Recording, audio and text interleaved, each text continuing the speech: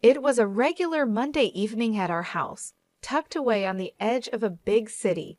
Kevin and I had fallen into our usual routine.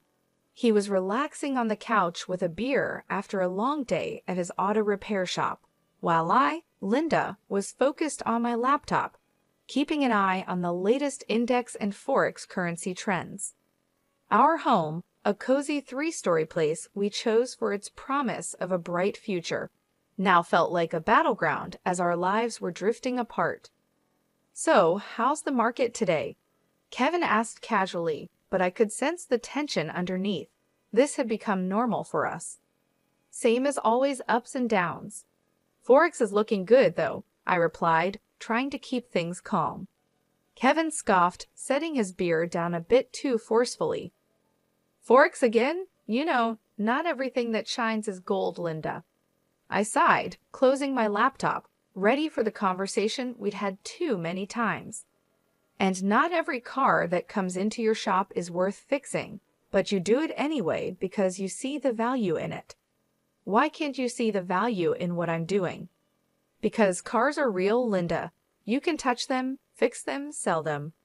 What you're doing throwing our money into the wind, hoping it comes back with more, is just reckless." I felt the anger rise, the same old argument wearing thin. Reckless? It's not reckless, Kevin. It's calculated. There's a difference between gambling and investing. I wish you'd try to understand that. Kevin stood up and started pacing. "Calculated? You call putting our hard-earned money into something as unpredictable as forex currency calculated?" "Yes, I do, because I don't go in blindly. I research, I study trends, I make informed decisions. It's no different from what you do with your shop." "My shop is a sure thing, Linda. People need cars." "My shop is a sure thing. People will always need car repairs. But this forex currency stuff, it's just a phase. What happens when it crashes? Then what?" "Kevin, we could lose money in any investment. Even the shop could face tough times. Nothing is guaranteed, but we've seen good returns on my investments. Doesn't that count for something?" Kevin stopped pacing and ran a hand through his hair in frustration. "It's not just about the money, Linda. It's about security, about not risking everything on a gamble. Why can't we invest more in the shop, expand it? That's a real, solid way to grow our money. And put all our eggs in one basket? What if something happens to the shop, Kevin? Diversification is important. That's basic investing." He shook his head, the gap between us feeling wider than ever. "Diversification, sure, but into something stable, not this digital nonsense." I stood up, feeling the need to defend my choices and my independence. "For someone who runs his own business, you're really closed-minded." "And you're really stubborn," he shot back. "All I'm saying is we could be using that money to build something lasting, something real, not just numbers on a screen." As usual, the conversation was going nowhere. "Let's just agree to disagree, okay? I won't criticize how you run your shop, and you don't criticize my investments." Kevin sighed, the fight draining out of him. "Fine. But just remember, Linda, when all this blows up in your face, don't say I didn't warn you." The tension between Kevin and me wasn't the only strain in our lives. His family dynamics added another layer of stress. Living close to his parents and sister meant we saw them often, and each visit reminded me of how different our views on family and responsibility were. One Friday afternoon, Kevin suggested we visit his parents. The idea alone made my stomach knot. It wasn't his parents I minded, it was Karen, Kevin's sister. Her lifestyle and choices always baffled me. "Come on, Linda, it's been ages since we saw them, and Mom's been asking about you. You know Dad is fighting cancer," Kevin pressed, noticing my hesitation. "Yeah, I bet Karen's missed me too," I muttered, my sarcasm not lost on Kevin. "Look, I know you two don't get along, but can't you just, I don't know, try for me?" He sighed. I agreed, "Fine, but I'm not staying if she starts talking about one of her shopping sprees." When we arrived, Karen was already there, showing off her latest designer bag. The way she acted, like she was better than everyone, immediately annoyed me. "Look at this, just got it yesterday. Isn't it fabulous?" she gushed, barely noticing us.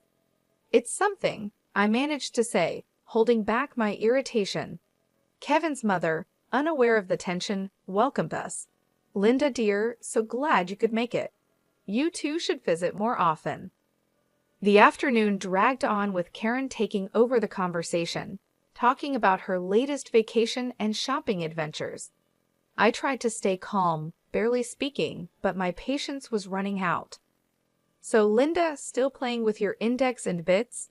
Karen sneered, her tone full of contempt. "It's called investing, Karen. You should try it sometime, instead of wasting money on things you don't need," I shot back, my annoyance slipping out. Kevin gave me a warning look, but it was too late. Karen scoffed. "Investing? Please, like gambling online is something to brag about. At least when I spend money, I have something to show for it." "Something to show until it goes out of style next season," I retorted, unable to hold back. "That's enough, both of you," Kevin's father cut in, his voice firm. "We're here to enjoy each other's company, not to argue." The rest of the visit passed in uncomfortable silence. As we left, Kevin couldn't hide his frustration. "Linda, why do you have to provoke her? Can't you just let it go for one afternoon?" "Me provoke her? She's the one who started it with her snide remarks. I'm just not going to sit there and take it, Kevin. Sometimes I wish you'd try a little harder for the sake of peace." "Try harder, Kevin. I'm not the one splurging on luxuries and flaunting them in everyone's face. Why doesn't anyone tell her to stop acting like a spoiled brat?" "Because she's family, Linda. We look out for each other, even if we don't always agree with what they're doing." "That's the thing, Kevin. Looking out for each other is one thing, but enabling bad behavior is another. There's a difference, and it's about time someone pointed it out to her." Kevin sighed, the weariness clear in his voice. I know, but what can we do? She's set in her ways, and Mom and Dad aren't going to change how they treat her. It's not just about Karen, Kevin. It's about us too. How are we supposed to plan for our future when there's always going to be this financial black hole in your family? "We'll figure it out, Linda. We always do." The news hit us hard and fast. Kevin's dad, Mr. Thomas, had lost his battle with cancer. One moment we were talking about treatment options, and the next we were mourning. Amid the shock and grief, Karen took charge of the funeral arrangements. It wasn't long before she dropped a bombshell. Sitting in our living room, Kevin looked like a storm cloud had settled over him. "Linda, Karen says the funeral is going to cost $90,000. She expects us to cover half." I almost choked on my tea. $90,000? Kevin, that's crazy. Are we paying for a funeral or a royal wedding? Kevin's face darkened, his eyes narrowing. "Now's not the time, Linda. This isn't about the money. It's about giving my dad the send-off he deserves. $90,000? There has to be a mistake. That's just too much." Kevin's voice rose, and I could see the vein in his forehead pulsing. "My dad just died, Linda, and here you are, arguing over money. What's wrong with you?" I flinched at his harshness. "I'm not arguing, Kevin. I'm just shocked. We've never even spent that kind of money on our own house." Kevin stood up abruptly, his chair scraping the floor. "You know what? I don't need this. I don't need you telling me what's too much for my father's funeral. If you can't look past your spreadsheets for once, maybe you should just stay out of it." His words hurt, but I swallowed my response. This was grief talking, not my Kevin. "I'm sorry, Kevin. I'll transfer the $50,000 to Karen. It's just, this is a lot to take in." Kevin paced the room, his hands buried in his hair, a gesture of frustration I knew all too well. "Yeah, well, it's not just about the money, Linda. It's about doing right by him. And if that means paying whatever it costs, then so be it." When I confirmed the transfer to Karen, Kevin barely acknowledged it. He seemed lost in his own world of grief and anger. The distance between us felt immense, even though we were just a few feet apart in our living room.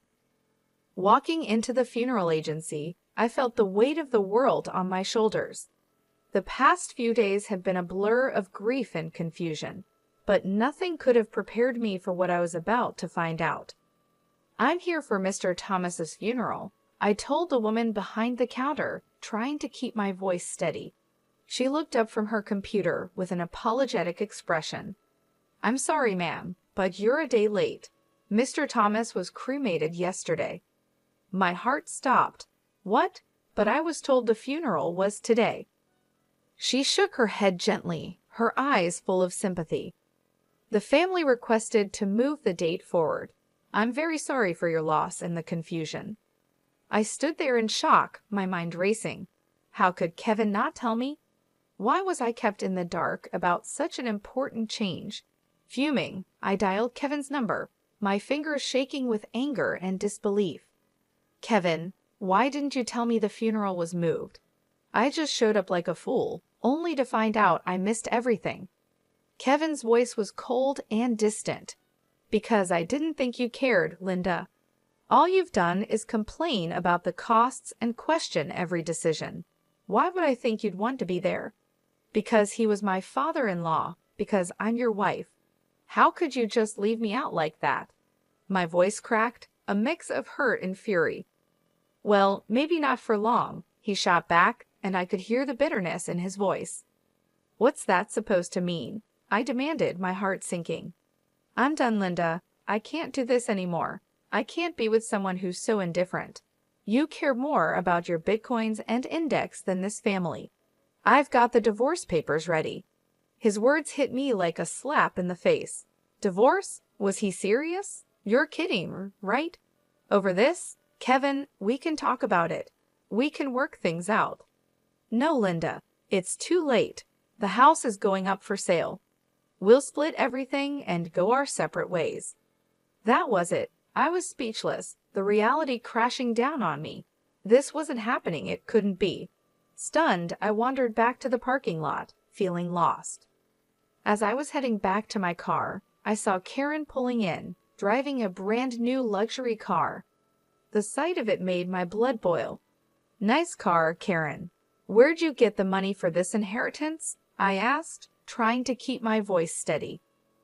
Her smile didn't reach her eyes as she casually tossed her hair back. "Yeah, something like that. Dad left me a little something." The way she talked about her father while carrying shopping bags, without a hint of sadness, was infuriating. "A little something, huh? Looks like morning is treating you pretty well." Karen's smile faded, replaced by a smirk. "Well, we all grieve in our own ways, don't we? Some of us invest in index, and some of us in cars." I clenched my fists, the unfairness of it all burning inside me. This was all wrong. Kevin and I were falling apart, and here was Karen, benefiting from the chaos. "Enjoy the car, Karen. Looks like it cost a pretty penny, or should I say, a pretty dollar." She laughed, a hollow sound that echoed in the empty parking lot. "Oh, Linda, always so worried about money. Don't worry, it's all been taken care of." I watched her walk away, her laughter lingering in the air. The man I loved wanted nothing to do with me, and the family I had tried to be a part of was showing their true colors. The days after the funeral felt like I was walking through a thick fog of disbelief and betrayal. The weight of the divorce papers in my bag felt like a heavy burden, a constant reminder of my crumbling marriage. But the sight of Karen's new luxury car planted a seed of suspicion that I couldn't ignore. Determined to find out what was really going on, I decided to visit the funeral home, hoping to uncover some answers. Walking into the funeral home, a mix of suspicion and determination fueled my steps. It felt surreal being there under these circumstances, but I needed answers. The place was quiet, the air filled with a solemn stillness that matched its purpose. At the reception desk, I saw a familiar face, Joyce, a classmate from high school. It was unexpected to see her there. Joyce, I exclaimed a bit too loudly for the setting. I didn't know you worked here. She looked up, surprise crossing her face before she recognized me. Linda? Wow, it's been ages. What brings you here? Is there something I can help with? I took a deep breath, preparing myself for the conversation ahead. Yeah, actually, it's about my father-in-law's funeral. I've heard my father-in-law's funeral was arranged here, I said. Joyce's expression became professional, but I could see a hint of curiosity in her eyes. Sure, let me pull up the details. Give me a sec. As she typed, I fidgeted, the weight of the situation pressing down on me. When she found the record, her brows furrowed. Okay, here it is. The service was pretty standard. Cremation was requested, keeping things simple. The total came to $10,000. My heart sank. $10,000? But that's not what we were told. We paid $90,000, or at least, we were led to believe that's what it cost. Joyce paused, her face filled with concern. That's a huge difference. It was Karen who handled the arrangements, right? Everything here is billed at $10,000, no more. The pieces were starting to fit together, forming a picture I didn't want to see. Can you print me a copy of that bill? I need proof. Sure thing, Joyce said, her tone sympathetic. She quickly printed out a copy and handed it to me. Holding the paper, it felt like I had just found a key piece of a puzzle that could unravel a bigger deception. Thanks, Joyce. I need to sort this out. Armed with the printout from the funeral home, my next step was confronting the family, especially Karen. The air felt heavy as I drove to my mother-in-law's house, where I knew they'd all be gathered, probably discussing the estate and the aftermath of the funeral. My stomach churned with a mix of dread and determination. When I arrived, the house was eerily quiet. I hesitated at the door, gathering my courage before stepping inside. The sound of my footsteps echoed through the hallway, announcing my arrival. In the living room, Kevin, Karen, and my mother-in-law were seated, looking like a picture of mourning that was about to be shattered. My mother-in-law, her eyes shadowed with grief, broke the silence first. Dear, we missed you yesterday at the funeral. We thought you'd be there. Taking a deep breath, I replied, I was told it was today. I'm so sorry for your loss. My voice was steady despite the storm of emotions inside me. I then turned to Kevin. Can we talk in private? I hope to spare his mother any more distress. Kevin's response cut through the room. No secrets here. You're not part of this family anymore, remember? His words stung, but I pushed on, pulling out the bill from the funeral home. Then explain this to me. The funeral cost $10,000, not the $90,000 Karen claimed. Where did the rest go? Kevin looked genuinely shocked, turning to Karen with a bewildered expression. What's this about? Karen squirmed under our gazes. I needed the money, Karen finally admitted, her voice small. Her confession hung in the air, heavy with tension. Kevin's mom, overhearing, added, Your father saved for his own funeral. I even gave Karen $15,000 more to cover everything. I did the math out loud, feeling the tension rise. $100,000 in total, and only $10,000 spent. Karen, where's the rest? Flustered, Karen admitted to spending the money on a new car for herself, her eyes avoiding mine. I expected Kevin to explode, but instead, he gently told Karen, You shouldn't have done that. Be more careful next time. His response shocked me. Careful? She committed fraud, Kevin, and you're okay with that? Kevin's justification left me stunned. You wouldn't understand. You've got no family. You don't get what it means to stick together. That was the last straw. In front of everyone, I signed the divorce papers with a flourish. Karen, you owe me $50,000. Pay up, or I'm going to the police. Kevin's protests followed me as I walked out, but I didn't look back. I had seen and heard enough. The betrayal was complete, and so was my resolve. As I walked away, the finality of my decision settled in. There was no going back, only forward, away from the lies and deceit that had tainted what I once considered family. Packing up my life into boxes felt surreal, like I was watching someone else's story unfold. The for sale sign outside the house was a stark reminder of how final everything was. By afternoon, I was settling into a small apartment that felt more like a fresh start than a downgrade. That evening, as I was sorting through the remnants of my past life, my phone rang. Kevin's name flashed on the screen, a name I no longer felt any attachment to. I answered, curiosity overtaking my resentment. "Linda, you need to back off from Karen." Kevin's voice came through, harsher than usual. "Back off?" I laughed, cold and sharp. "Not a chance, Kevin. She took from me, and I want it back. Your sister is a thief." Kevin was silent for a moment. "She's family. You wouldn't understand." "Family?" I scoffed. "That ship has sailed, Kevin. As far as I'm concerned, you and your sister are just people I used to know." He tried to argue, but I cut him off. "Save it. Karen has 3 weeks to return my money, or I'm pressing charges. And you stay out of it. You're nothing to me now." Hanging up, I felt a mix of sadness and liberation. The man I once loved was now just a memory. The man I once loved had become just another obstacle in my path to reclaiming my life. 3 weeks later, a knock at my door signaled the return of my $50,000. Karen stood there, her posture defiant, a smirk on her lips. "Here's your money," she spat, thrusting an envelope into my hands. "Happy now, you money-grubbing witch." I took the envelope, my gaze steady. "It's not about the money, Karen," I called out. "It's about principle, about not letting you walk all over people." She laughed, hollow and bitter. "Whatever helps you sleep at night." As she turned to leave, I called out, "Just remember, Karen, karma's real.